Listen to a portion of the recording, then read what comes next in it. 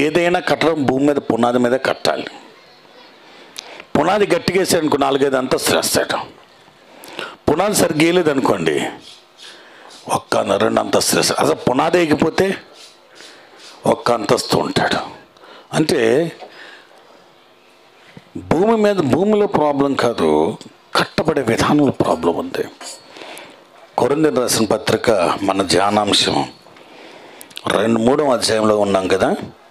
3వ అధ్యాయం 10 నుండి 15 వరకు ఈరోజు మనము ధ్యానం చేయబోతున్నాం. దేవుడు నాకు అనుగ్రహించిన కృప చొప్పున నేను నేర్పరి అయిన శిల్పకారుని వలె పునాది వేసి అపోస్తలుడైన పౌలు చెబుతూ ఉన్నాడు. ఇదిగో క్రైస్తవ సంగమా, కొరింథీ సంగమా, వినుచున్న సంగమా, నేర్పరి అయిన దేంట్లో నేర్పరితనం. అంతకుముందు అపోస్తలుడైన పౌలుకు చాలా డిగ్రీస్ ఉన్నాయి. అందుకే ఆయన అంటాడు, వాటంటే నేను పెంటగా ఎంచుకుంటుని అదంతా నాకు వేస్ట్గా తీసేసాను. ఇప్పుడు నాకున్న డిగ్రీ ఒకటే, బ్రతుకుతైతే క్రీస్తే, చావైతే మేలే, లాభమే. నాకున్న డిగ్రీ ఏంటంటే పరిశుద్ధ గ్రంథం, నాకు ఆధారం అదే. ఆ దేవుడు నేర్పిన విద్య ఏంటి తెలుసా? నేను ఏ విధంగా దేవుని యొక్క కృప చేత ఆశీర్వదించబడటానికి రక్షించబడ్డానో ఆ నేర్పరితనంతో నేను మీకు చెబుతూ ఉన్నాను. ఏమన్నాడు చూడండి, పునాది వేసితిని మరి ఒకడు దాని మీద కట్టుచున్నాడు. ప్రతివాడు దాని మీద ఎలా కట్టుచున్నాడో జాగ్రత్తగా చూసుకోండి. అంటే ప్రాబ్లం ఎక్కడుందంటే పునాది కరెక్ట్గానే ఉంది, పునాది సత్యము కరెక్ట్గానే ఉంది, పునాది వేయబడిన విధానము కరెక్ట్గానే ఉంది, వేసిన వాళ్ళు కరెక్ట్గానే ఉన్నారు. ఏం చెప్తుంటే సార్, కట్టే విషయంలో జాగ్రత్తగా ఉండు. దేని విషయంలో జాగ్రత్తగా ఉండాలంటండి? కట్టే విషయంలో. ఈరోజు చాలా విచిత్రమైన పోకడలు, విచిత్రమైన సువార్తలు, విచిత్రమైన పరిస్థితులు వచ్చేసాయి. ఈరోజు నా కట్టుబడి అంతా కూడా దేని మీద ఆధారపడిందంటే స్వస్థతల మీద, అద్భుతాల మీద, ఆశీర్వాదాల మీద కడుతున్నారు. దేవునికి ఎందుకు వచ్చావు? ఆ దేవుడు నన్ను స్వస్థపరిచాడండి, అందుకే వచ్చాను. తర్వాత ఏంటి, ఎప్పుడు రోగం వచ్చిన దేవుని దగ్గరికి ఎంత మిగతా విషయం అని బయట ఉంటాడు. ఆశీర్వాదం కోసం వచ్చాను, కష్టం వచ్చినప్పుడు దేవుని దగ్గర వస్తాను, మిగతా పనులని లోకంలో చేసుకుంటా. అద్భుతాల కోసం వచ్చాను, నాకు అవసరమైనప్పుడు దేవుని దగ్గరికి వస్తాను, అవసరం ఎప్పుడు నేను లోకంలో ఉంటాను.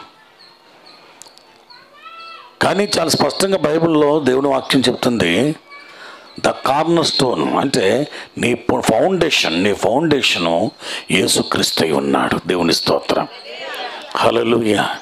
కట్టబడేది కాదు గొప్ప, దేని మీద కడుతున్నామో అది చాలా ప్రాముఖ్యమైనది. ఈ మాటను మనం లోతుగా అర్థం చేసుకోవాలి, చాలా లోతుగా అర్థం చేసుకోవాలి ఈ మాటను. దేని మీద కడుతున్నాం? ప్రారంభం బాగానే ఉంటుందండి, తర్వాత ప్రాపర్యము పెరిగే కొద్దీ పరిస్థితులు మారిపోతాయి, స్థితిగతులు మారిపోతున్నాయి, ఆలోచన విధానం మారిపోతుంది, ఆత్మీయ ధోరణి మారిపోతుంది, అన్ని విషయాల్లో మార్పులు వచ్చేస్తున్నాయి. ఎలా తెలుసా? ప్రారంభము విశ్వాసంతో ప్రారంభించబడి దేవుడు తప్ప నాకేమీ లేదు, దేవుడే సమస్తము అని చెప్పి ప్రారంభించి ఏమీ లేని స్థితిలో ప్రారంభించిన సౌలు దేవుని దగ్గర నమ్మకంగా ఉన్నాడు. ఆ ఉన్న ప్రాంతంలోంచి విస్తారంగా దేవుడు అభివృద్ధిపరిచాడు. ఆ ప్రాంతం అంతటికి రాజుని చేశాక పునాది మారిపోయింది. పునాది ఎవరు? దేవుడు. రాజుగా అభిషేకించింది ఎవరు? దేవుడు. నిలబెట్టింది ఎవరు? సమూయేలు నిలబెట్టి చక్కగా రాజుగా చేశాక రాజరికం బాగా పెరిగింది. అందుకు కావాల్సిన జ్ఞానాన్ని కూడా బోధించాడు. సమూయేలు కూడా అంటాడు, ఆ రాజ్య విధానపు ఆ విధానాన్ని సమూయేలు సౌలుకు బోధిస్తాడు. చక్కగా మంచి స్థితి వెళ్ళిన తర్వాత పలానా దగ్గరికి వెళ్ళి యుద్ధం చేశారా, నిషిద్ధమైంది, ఇది పట్టరావద్దన్నాడు. వెళ్ళొచ్చాక ప్రజలందరూ అన్నారు, ఇదిగో నువ్వు సమూయేలు కోసం ఎదురు చూడటం ఏంటి, నీకు తెలీదా? నువ్వే రాజు, గెలిచింది ఎవరు? నువ్వు. ఓడిందెవరు వాళ్ళు, భయపడిందెవరు నీకు.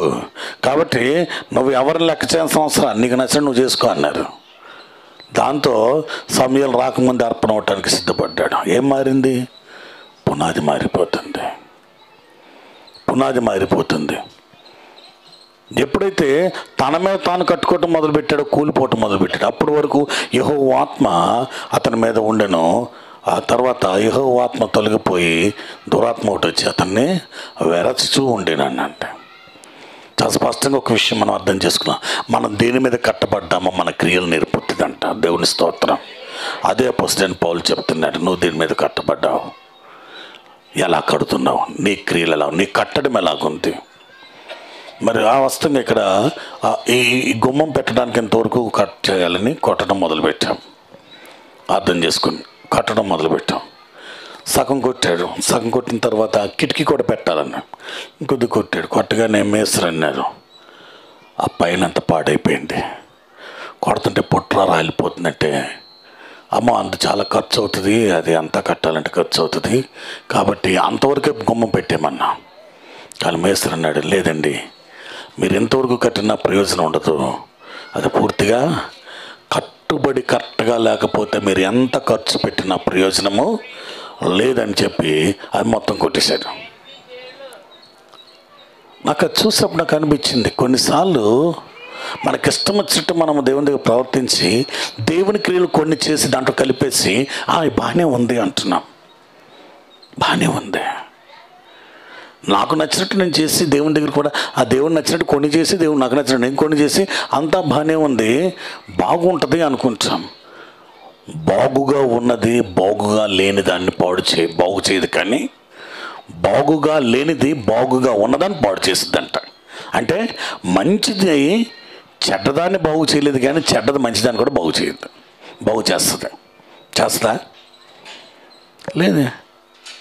అందుకే చాలా స్పష్టంగా అపోస్తలుడైన పౌలు ఒక 4-6 ప్రాముఖ్యమైన విషయాలు బోధిస్తున్నాడు.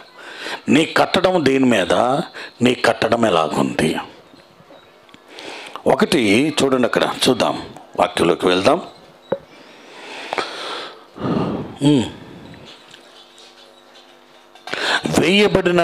వేయబడినది తప్ప మరి యొక్క పునాది ఎవడును వేయనేరడు. ఈ పునాది యేసు క్రీస్తే.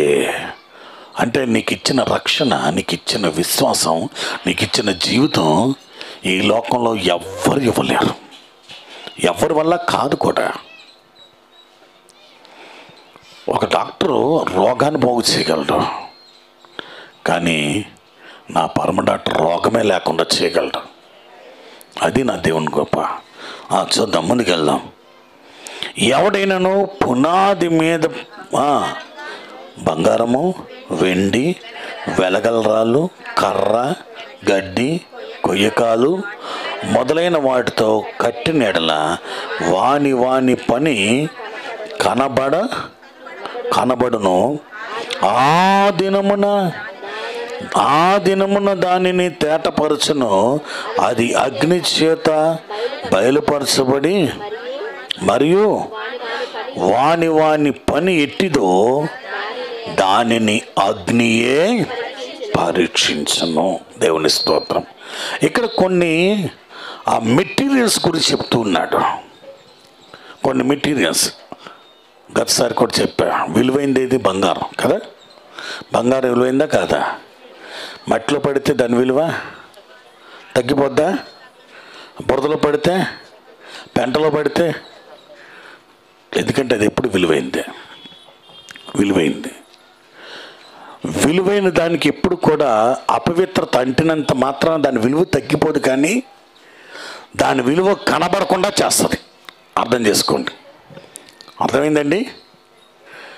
బంగారము ఖరీదు మారదు, దాని విలువ మారదు. ఒకవేళ బురదలో పడింది అనుకో, అది చూసి ఎవడైనా బంగారం అంటే నమ్మరు. ఎందుకు తెలుసా? అది బెంటెక్స్ కట్టు అయి ఉంటుంది అనుకుంటారు. అంటే దాని విలువనిది కప్పుతుంది. బురదలో పడిపోయింది, డ్రైనేజీలో దొరికింది. నిజంగా బంగారం అని ఎంతమంది నమ్ముతారు? డ్రైనేజీలో దొరికితే ఎవరో నమ్మరు. టెస్ట్ చేసేది నిజమా అనుకున్నప్పుడు నమ్ముతారు. ఎందుకు తెలుసా? దాని విలువ ఎక్కడికి పోలేదు. దాని విలువ అంతే ఉంది. కానీ అది కప్పేసింది. అలాగే ఇంకెక్కడైనా పేట దగ్గరైనా ఇవన్నీ కప్పుతాయి, దాని విలువను పోగొట్టదు. అన్నిటికన్నా విలువైన దేవుని పరిశుద్ధత దేవుడు మనకిచ్చాడు. ఆమేన్. నువ్వు దేంతో కట్టబడుతున్నావు తెలుసా? పాపాన్ని జయించిన పరిశుద్ధతతో కట్టబడుతున్నావు. దేవుని స్తోత్రం. అందుకే పరిశుద్ధులగుటకే దేవుడిని మిమ్మల్ని పిలిచాడు అంటాడు పరిశుద్ధ గ్రంథంలో. పరిశుద్ధులగుటకే దేవుడిని మిమ్మల్ని పిలిచాడు. దేంతో కట్టాడు దేవుడు? దేని మీద కట్టాడు? పరిశుద్ధుడైన దేవుడి మీద. దేంటి మన మెటీరియల్ ఏమిటి? దేంతో కడుతున్నాడు? పరిశుద్ధుడు. అందుకే అంటాడు ఒక మాట, పరిశుద్ధత లేకుండా దేవుడికి ఇష్టడే ఉండట అసాధ్యం.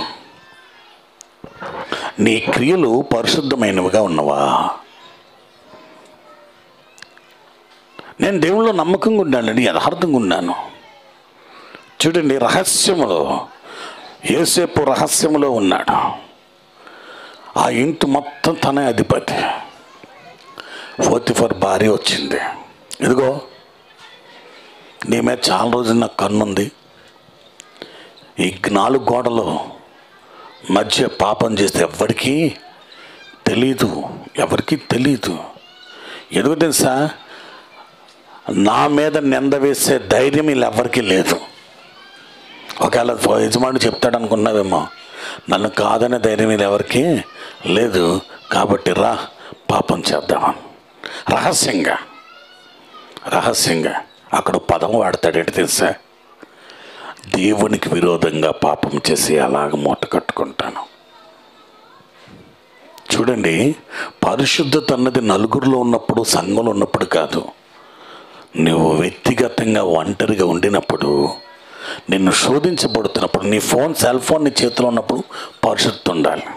ఏమిటండి పురుషులు చెప్తున్నా, ఎప్పుడు నీ ఫోన్ ఇలా చూస్తూ ఉంటావు, యవనస్తులు కూడా ఇలా చూస్తుంటారు, ఏదో పిచ్చిది వస్తుంది. ఇంకా అక్కడ నుండి రూట్ మారిపోద్ది. ఎవరో చూడలేదుగా.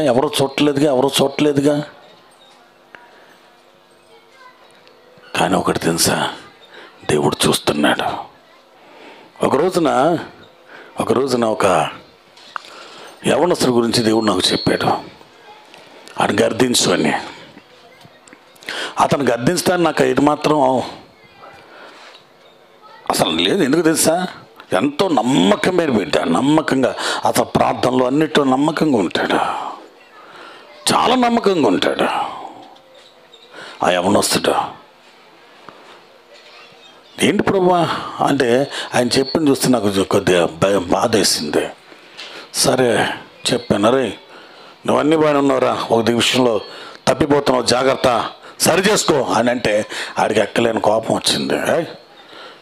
నేను ఎంత మందిరంలో నేను తోడుగా ఉన్నాను, ఎలా ఉన్నాను నన్ను అంటారా ఏంటి? అసలు అది కాదండి అయ్యగారు, మీరు అట్టా అంటారు ఏంటన్నా, ఇట్లా అని చెప్పి వాడి చెవులో చెప్పా. ఏది? దేవుడు చెప్పింది.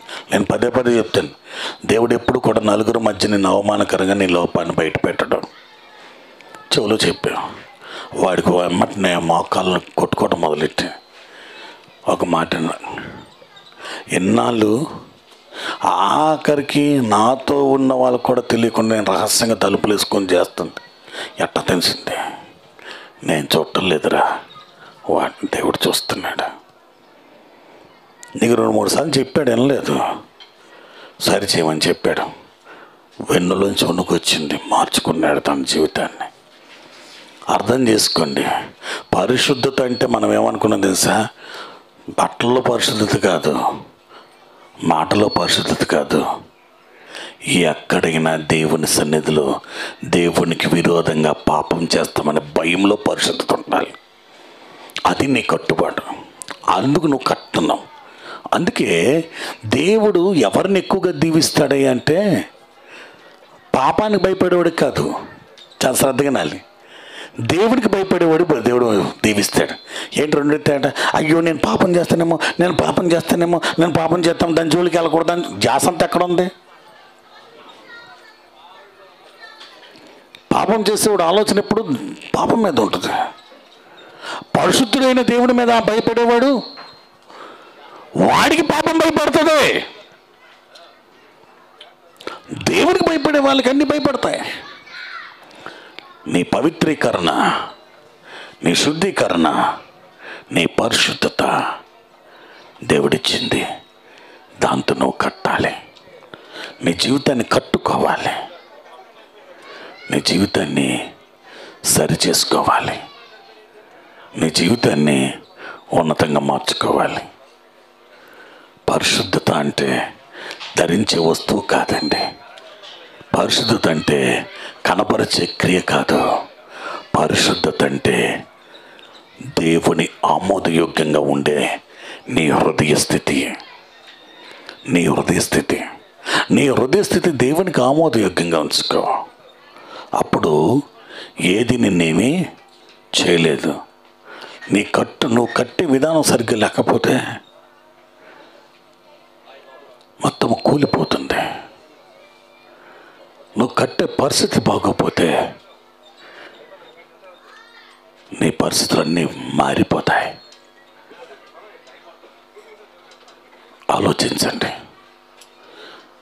క్రీస్తులో ఉన్న నీవు దేని మీద కట్టబడుతున్నావు?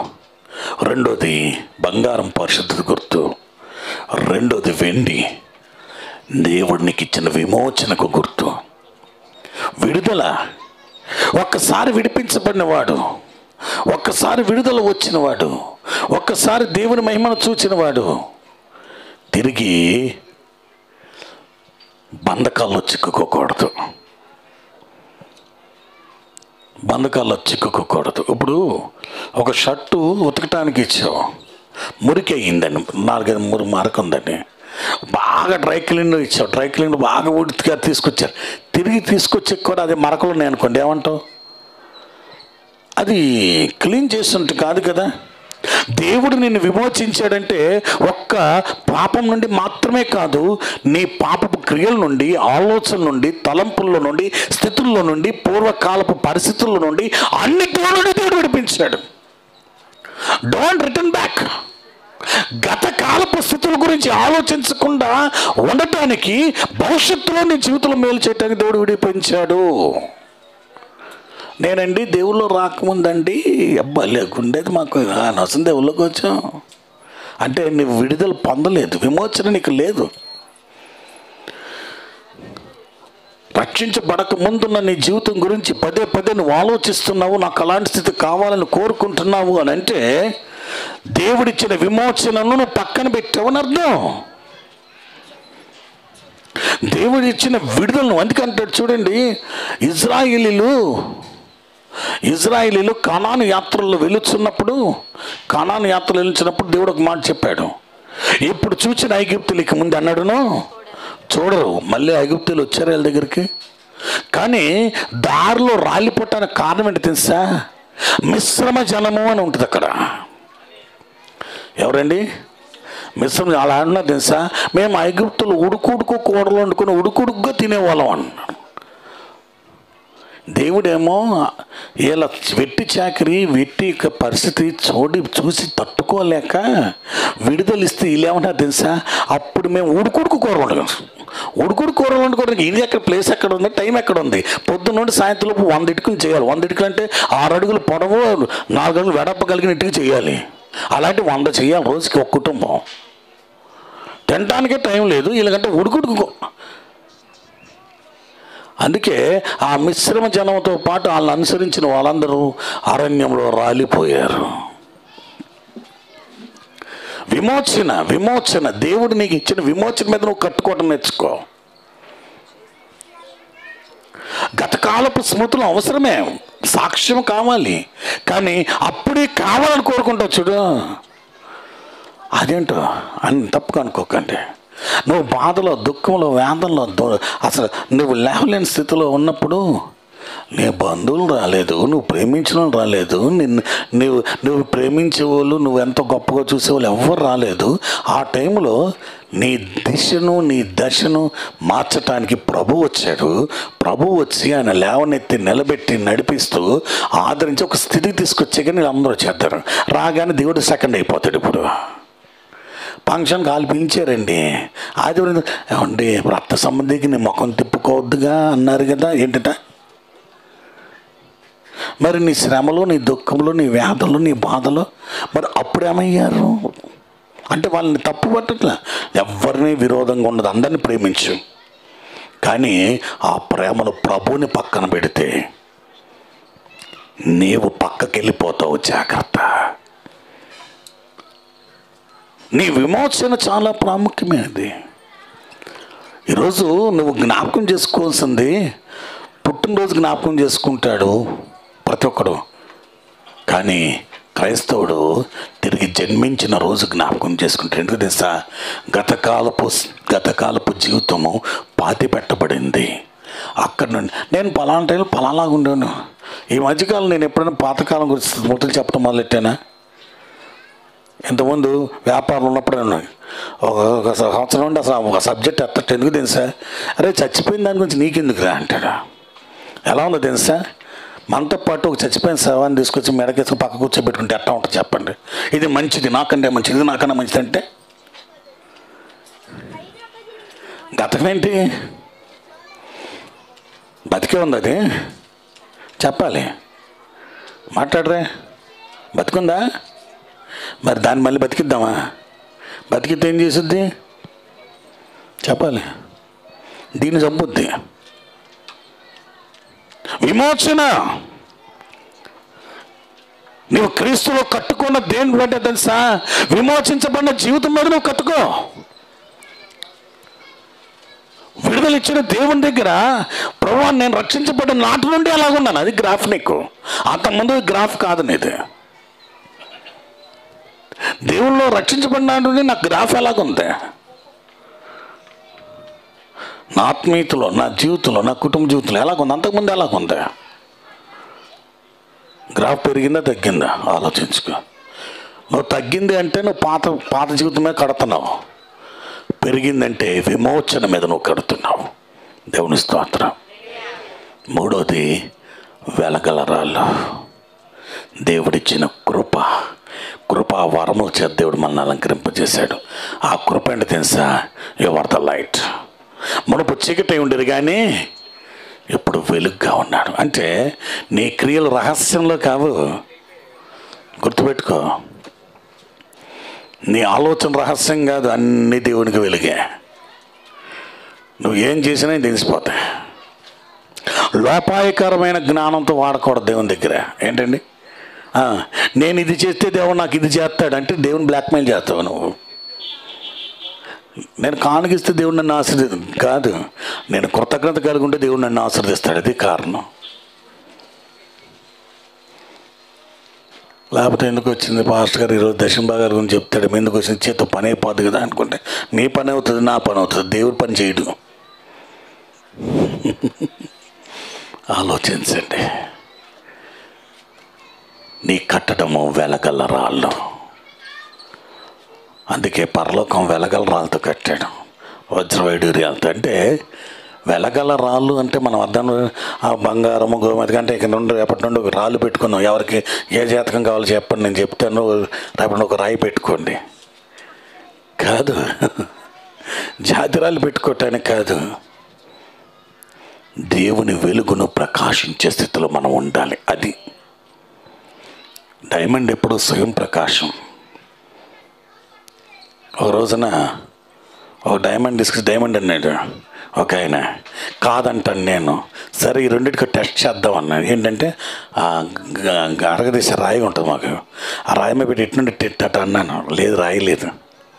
ఆడంటాడు నేను కొనుక్కున్నాను రాయి తెమ్మంటాడు. ఏముంటుంది అక్కడ? 2 సార్లు గట్టిగా గీక్కాను, రాయి అరిగిపోయింది. అది ఆడంటే నేను డబ్బులు పెట్టి తెచ్చాను రాయి, ఇదిగో రాయి అన్న. చూడండి మాకు పెద్ద వాదం అయితే మళ్ళీ అప్పుడు మా ఏంటంటే జరిగింది. అలా ఎందుకు చేసేవారండి? ఆయన మీద గట్టిగేసి పిక్చర్ అయి తీసుకొచ్చి మా దగ్గర అమ్మ అందుతాను కొద్దిగా రివర్స్గా మాట్లాడేసి వెళ్ళిపోయాడు. అప్పుడు అన్నాడు, నువ్వెందుకు ప్రయత్నం చేయటం, నేను వచ్చి చూసి చెప్తాగా అన్నాడు. మీరే అన్నారు ఒరిజినల్ రైతు అరగదన్నారు కదా. కొంచెం డూప్లికేట్ దేవుని దగ్గర చేసేవానికి అరిగిపోద్ది, ఏముండదు అక్కడ. దేవుడు వెలుగు క్రియల చేత, వెలుగు కార్యాల చేత నువ్వు దేవుని దగ్గర కట్టబడుతున్నావా? ఇదొక కేటగిరీ. రెండో కేటగిరీలోకి వెళ్దాం. ఏమిటది? మూడోది ఒకటి ఉంది, నాలుగోది కర్ర. ఏంటది? కర్ర అంటే దీనికి ఏమని చెప్పాలి సార్? విశ్వాసం లేని క్రియలు. అందుకే యాకోబు పత్రికలో అంటాడు, విశ్వాసము లేని క్రియలు మృతము. ఏదో చెయ్యాలి, ప్రార్థన చేస్తాం, ఏదో చెయ్యాలి, చేయకపోతే మళ్ళీ దినముకు ముమ్మారని చెప్పుకున్నాం కదా, కాబట్టి చేసేస్తూ పని అయిపోద్ది. ఏమైపోద్ది? కాబట్టి ప్రార్థన చేసి ప్రభువా నీకు వందనాలు స్తోత్రాలు, ప్రభువా నీకు వందనాలు స్తోత్రాలు. చాలామందికి వాచీలు, గడియారాలు చేతిలో పక్కన పెట్టుకుంటారు ఫోన్లో. ఎందుకు తెలుసా? వాక్యం చెప్పేటప్పుడు ఎంత అయింది, ఎప్పుడు కాపుతాడు ఈయన, ఇంట్లో ఉడుకుడుకు కూర ఉంది. ఏ కూర ఉంది? ఉడుకుడుకు కూర ఉంది. అసలు ఆదివారం స్పెషల్. అంటే దేవుడు వాక్యం వింటాను కదా, టైం పాస్. దేవుని సన్నిధిలో ఆ టైం గడిపేస్తే సరిపోద్ది, దేవుడు దీవించేస్తాడు. ఇది స్టిక్. ఎండిపోయిన కర్ర, ఎండిపోయిన జీవితం, దాంట్లో జీవం లేదు, కానీ కనబడాలి అంతే. ఇదిగో రోజు ప్రార్థన చేశారా?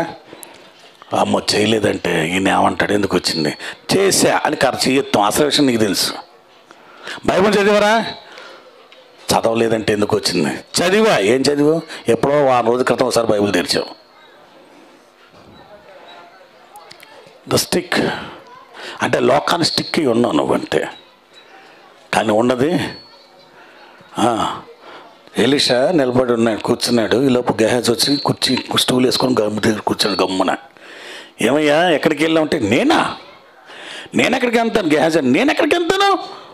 అదిగో నువ్వు లాపుకుంటే గుమ్మం దగ్గర ఎంత బుద్ధిగా చేతులు కట్టు కూర్చున్నాను అంటే, వెళ్ళావు కదా అక్కడికి వెళ్ళావు. నేను ఎప్పుడు వెళ్ళా?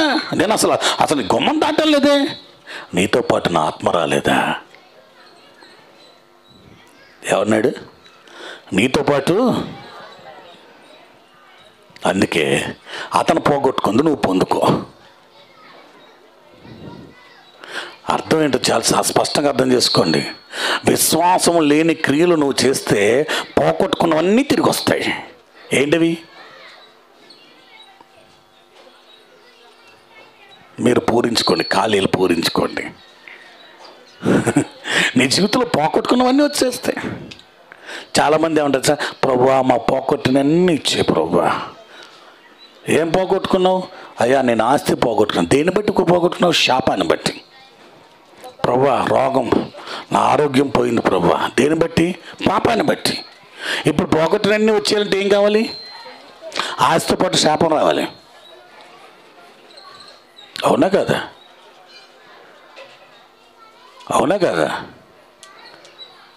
పోగొట్టుకున్నాయి.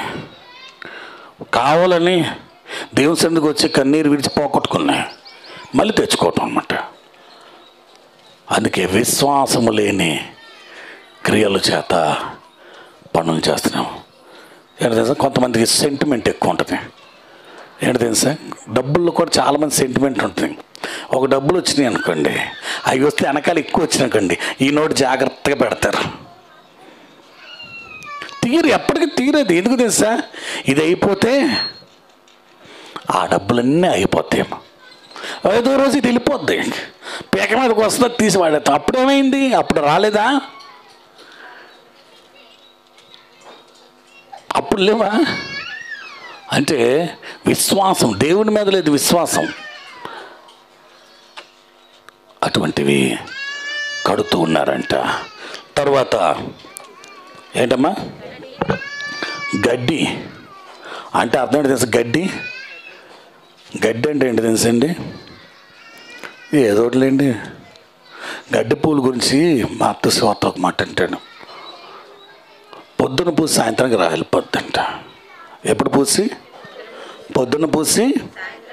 సాయంత్రానికి రాలిపోద్ది. అంటే వీళ్ళ భక్తి క్రియలన్నీ కూడా ఎదట వారికి కనబడితే దేవుని కనబడవు. ఏంటండి? దేవునికి కనబడే క్రియలు ఉండవు. ఎవరికి? మనుషుని దగ్గర ప్రార్థన చేయమంటే, ఓ జగదర్శకుడు మా దేవ సర్వోన్నతమైన కృపాక్షేమం చేత కరుణకటాక్షకరమైన హస్తము చేత వాత్సల్యకరమైన ప్రేమ సంపన్నకరమైన కృప చేత మమ్మల్ని ఎన్నుకున్న సర్వోన్నతమైన దేవానికి స్తోత్రం. ఇంటికంటే అంట జనాల ముందు కనబడే క్రియలు, ప్రజల ముందు కనబడే క్రియలు, కానీ పరిశుద్ధుల మంది జీరో. గడ్డి ఎంత బలంగా కనబడిన ఎండిపోతే కాలిపోతే బూడిది కూడా కనబడదు. చివరిది ఒక మాట చెప్పి నేను ముగిస్తాను. ఏంటంటే కొయ్య కాలంటే కొయ్య కాలం పొయ్యిలో పెట్టుకునేవండి. ఒక సామెత ఉంది కదా, కర్ర వంకర పొయ్యి తీర్చుద్దంట. ఇదేంటి తెలుసా? ప్రార్థన లేని కార్యాలు. దేనికి ప్రార్థన ఉండదు. ఏదన్నా ఉంటే పాస్టర్ గారు వచ్చి ప్రార్థన చేయాలి, మనం చెయ్యము. ఏదైనా ఏ కష్టం వచ్చిందా, అయ్యా రాలా, మాకెంత కష్టం వస్తే కార్యం సమస్య ఎవరిది చెప్పాలి. పరిష్కారం ఎవరు కావాలి? పరిష్కరించేది ఎవరు దేవుని దగ్గర యథార్థం కనబడాలి, ఎవరు నమ్మకం కనబడాలి, ఎవరు విశ్వాసం కనబడాలి, ఎవరు దేవుని మీద ఆనుకోవాలి? పాత్ర గారా? మాకు ఇంత కష్టం వచ్చినా పాస్టర్ గారు రాలేదు. మీ కష్టం తీర్చేది పాస్టర్ గారు కాదుగా, పరమ తండ్రిగా. ఆ కష్టం తీర్చడానికి ఎలా తీరుస్తారో మార్గం చెప్పగలుగుతాం ఈ దేవుని వాక్యం ద్వారా. కానీ ప్రార్థన నువ్వు చేయకుండా దేవుడు అన్నీ నాకు చెయ్యాలి అనుకోవటం, ఏది ప్రార్థనతో ప్రారంభించదు. ఎందుకు ఫెయిల్ అయ్యాం? ఎందుకు ఫెయిల్ అవుతాం?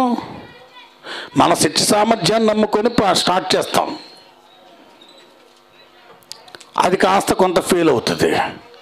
అప్పుడు ప్రభువా నీవే ఉన్నావు కదా. దేంతో ప్రారంభించావు నువ్వు? ప్రభుతోనా? ప్రార్థనతోనా? దినము ప్రార్థనతో ప్రారంభిస్తే ఆ దినం ఉత్సాహ దినమని దేవుడే చెబితే, నువ్వు చేసే ప్రతి కార్యము ప్రార్థనతో ప్రారంభిస్తే ఎందుకు ఓటమి వస్తుంది? నీకు అన్నిటికీ సమయం ఉంది కానీ ప్రార్థన సమయం లేదు. కానీ చాలా చాలా చిత్రంగా ఉంటుంది. పెళ్ళిళ్ళ దగ్గర ఒకటి, ఏదన్నా ఓపెనింగ్స్ దగ్గర ఒకటి చాలా చిత్రంగా ఉంటుంది. ఆ పెళ్లి కోసం నెల రోజులు ప్రార్థన చేయమంటారు, పాస్టర్ గారు చేయమంటారు, అంతా బాగానే ఉంటుంది. కరెక్ట్గా పెళ్లి టైం దగ్గరికి వచ్చేసరికి పాస్టర్ గారు తొందరగా వచ్చాడు. లైట్ స్టార్ట్ చేసేదేమో 11:30కి, మళ్ళీ 11:30, 12ంటికి, 1 గంటకి ముగించాలి పాస్టర్. చాలామంది నేను పెళ్లి చేయడానికి వెళ్తున్నప్పుడు వాళ్ళందరూ అంటారు, సార్ పాస్టర్ గారు ఏమనుకోకండి, తొందర. ఏది పెళ్లి కోసం 15 రోజుల నుంచి ప్రిపరేషను, నెల రోజు ప్రిపరేషను. కానీ తీరా అక్కడికి వచ్చేసరికి టైం అయిపోయింది. అందరూ వచ్చిన వాళ్ళందరూ ఇప్పుడు పెళ్లి పెళ్ళి దేవుని సముఖంలో జరుగుతుందా, వాళ్ళ సముఖంలో జరుగుతుందా? ఇప్పుడు దేవునికి ఇవ్వాల్సిన ప్రాధాన్యత ఇవ్వకుండా అయిపోలే. ఓ షాప్ ఓపెనింగ్కి వెళ్ళాం అనుకోండి, విచిత్రం. ఈ మధ్య క్రైస్తవ కొత్త సిద్ధాంతం నేర్చారు. పాస్టర్ గారు బాగా ప్రార్థన చేసుకుని తెల్లారుజామున వచ్చి ప్రార్థన చేసేయండి, మిగతా టైంలో చేసుకుంటాం మాకు నచ్చినట్టు. అంటే రహస్యంలో దేవుడు ఉండాలి, బాహాటంగా మనకు కనపడాలి. ఎన్ని కొయ్యకాళ్ళే పొయ్యి తీర్చేద్దాం వంకరంతా. నిజమే. ప్రార్థన లేని జీవితం, దేవుడితో సహవాసం లేని జీవితం, దేవుడి సముఖంలో కనబడలేని జీవితం, ఇవన్నీ బాగానే కనబడ్డాయి. పునాది మారలా. చూడండి, పునాది మారలా. ఈ 6 కేటగిరీస్, ఈ 6 ఒక్క పునాది మీదే కట్టబడ్డాయి. అయితే 2 కేటగిరీస్ ఉన్నాయి. వెండి, బంగారము, రాళ్ళు ఒక దగ్గర కట్టబడ్డాయి. కర్ర, గడ్డి, కొయ్యకాలు ఒక దగ్గర కట్టబడ్డాయి. ఈ పునాది అలాగే ఉంది. ఈ పునాది అగ్నిలోకి వెళ్ళిందంట. అందుకే యేసుక్రీస్తు ఒక మాట అంటాడు, ఒకడు నీటి మూలంగానో అగ్ని మూలంగానో బాప్తీసం పొందితే, చాలా స్పష్టంగా అర్థం చేసుకోండి, నీటి బాప్తీసం మన ప్రారంభం, అగ్ని బాప్తీసం మన ముగింపు. అగ్ని బాప్తీసం అంటే ఇక్కడ కూర్చొని పాటలు పాడుతున్నాం, అగ్ని వచ్చేసింది, అది కాదు అగ్ని బాప్తీసం అంటే. అక్కడ చాలా స్పష్టంగా ఉంది, నీ క్రియలన్నీ పరీక్షించేది, నీ క్రియలన్నీ పరీక్షించేది. ఇప్పుడు కాదండి, ఇప్పుడు కాదు. నీకోసం పరలోకులము ప్రియులారని ఇక్కడ పాటలు పాడుకుంటారు, ఎడుతుంటారు. అక్కడ నువ్వు వెళ్ళగానే దేవుడు అంటాడు వచ్చేయి అంటాడు, అవతల అంటాడు, మధ్యలో మండుచున్న అగ్ని ఉంటుంది. నీ క్రియలు విశ్వాసయుతంగా దేవునికి ఇష్టంగా ఉంటే బంగారంలాగా, వెండిలాగా, రాళ్ళలాగా నిలిచిపోతాయి. మనుషుల ముందు కనబడేవైతే కాలిపోతాయి. అప్పుడు తీర్పుకి వెళ్తావు నువ్వు. ఆలోచించండి ఒక్కసారి. ఈరోజు నీ జీవితంలో ఫ్లక్చువేషన్స్ వస్తున్నాయి. దేవుని దగ్గరికి వచ్చిన తర్వాత నీ ఆత్మీయ జీవితం బాగానే ఉంది, అన్ని విషయాలు బాగానే ఉన్నాం, కానీ మేము ఎందుకు అభివృద్ధి పొందట్లేదు? ఎందుకు అందరూ బాగానే ఉన్నారు, మేమేందుకు బాగోట్లేదు? అందరికీ బాగానే ఉన్నాయి, మాకే ఎక్కువ శ్రమలు వస్తున్నాయి, ఎక్కువ ఇబ్బందులు వస్తున్నాయి, మాకే ఎందుకు వస్తున్నాయి అంటే నువ్వు దేంతో కడుతున్నావు? క్రీస్తులో. దేంతో కడుతున్నావు? నీ జీవితాన్ని దేంతో కట్టుకుంటున్నావు? దేవుడిచ్చిన పరిశుద్ధతో కడుతున్నావా? దేవుడిచ్చిన విమోచన బట్టి కడుతున్నావా? దేవుడిచ్చిన కృపను బట్టి కడుతున్నావా? లేకపోతే పర్లేదు, ఏది ఉన్నది ఎలా రక్షించబడ్డాక పరలోకానికి వెళ్ళిపోతాం, కానీ రక్షించబడ్డాం కాదు పరలోకానికి వెళ్ళిపోతాం కదా అని చెప్పేసి నీ విశ్వాసం లేని క్రియలు, జనాలు కనబడే క్రియలు, ప్రార్థన లేని క్రియలు చేస్తే ఇక్కడ బాగానే ఉండొచ్చు, అప్పటికప్పుడు కట్టింది. అందుకే యేసుప్రభువు చక్కటి మాట చెప్పాడు. 2 ఇళ్ళు ఉన్నాయి, ఒకటి బండ మీద కట్టబడింది, ఒకటి ఇసుక మీద కట్టబడింది. తొందరగా ఎవరు కట్టారు? తొందరగా ఎవరు కట్టారు? తొందరగా బాగుపడిపోయారంటే ఇసుక మీద కట్టినట్టు అనమాట. తొందరగా డెవలప్ అయిపోయారంటే స్పీడ్లీ రికవర్ అయిపోయారంటే ఇసుక మీద కట్టినట్టు. బండ మీద కట్టాలంటే ఈ మెటీరియల్ అంతా బండ ఎక్కించాలి, కొద్దిగా కష్టం ఉంటుంది. కానీ అందుకే నేను ఎప్పుడో మాట్లాడి, కష్టపడేవాడు ఎప్పుడు సుఖపడతాడు, సుఖపడేవాడు ఎప్పుడు కష్టపడతాడు. ఏది బెస్ట్? కష్టపడేవాడికి సుఖం కష్టం వచ్చినా తట్టుకొని మళ్ళీ నిలబడతాడు కష్టంగా. సుఖపడేవాడు కానీ కష్టం వస్తే వాడి వల్ల కాదండి బాగుపడటం. అవునా? ఏసీ వేసుకొని పరుపులో పడుకున్నాడు నేల మీద పడుకోమంటే పడుకోగలడా? నేల మీద పడుకున్నాడు ఏసీలో పడుకోమంటే అలవాటు చేసుకోగలడు. ఆ తర్వాత మళ్ళీ నేల మీద పడుకోమని పడుకోగలుగుతాడు. అందుకే దేవుడి సూత్రం అంటే తెలుసా? జయించి మేలు పొందు. ఏంటది?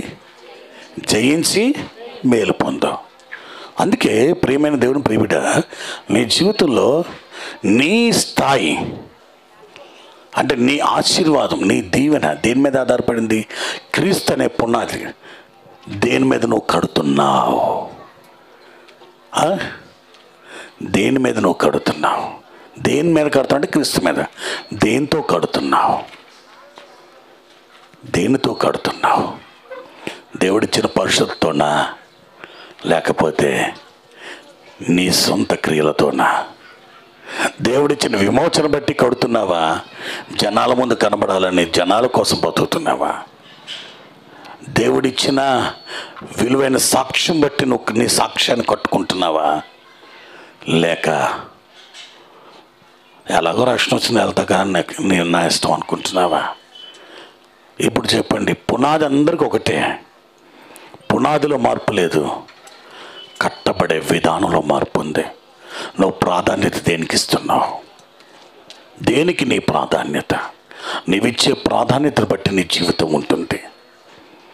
కట్టబడిన బిల్డింగ్ కడితే బిల్డింగ్ లాగే ఉంటుంది, పాక కడితే పాకలాగే ఉంటుంది. అవునా? రేకుల షెడ్ అయితే డబుల్ ఫ్లోర్ వెళ్ళేస్తే ఎవరి మీద ఆధారపడింది? మేస్త్రి ఎంతైనా కట్టేస్తాడు. దేని మీద ఆధారపడింది? నీ సామర్థ్యం మీద ఆధారపడింది. ఈరోజు దేవుని సన్నిధిలో నీ నమ్మకత్వం, నీ యథార్థత మీద నీ అభివృద్ధి ఆధారపడింది. నీ అభివృద్ధి, నీ ఆశీర్వాదం ఆధారపడింది. కాబట్టి మార్పు లేని దేవుడు నిన్ను మహిమకరమైన ఆశీర్వాదాల చేత దీవించటానికి ఇష్టపడుతున్నాడు. అటువంటి శ్రేష్టకరమైన జీవితంలో నీవు నీ కుటుంబము ఉండాలని ప్రభు ఆశపడుతున్నాడు. అట్టి ఆశతో దేవుడు నిన్ను నడిపించునుగాక. తల వంచి ప్రార్థన చేద్దాం. తల వంచి ప్రార్థన చేద్దాం.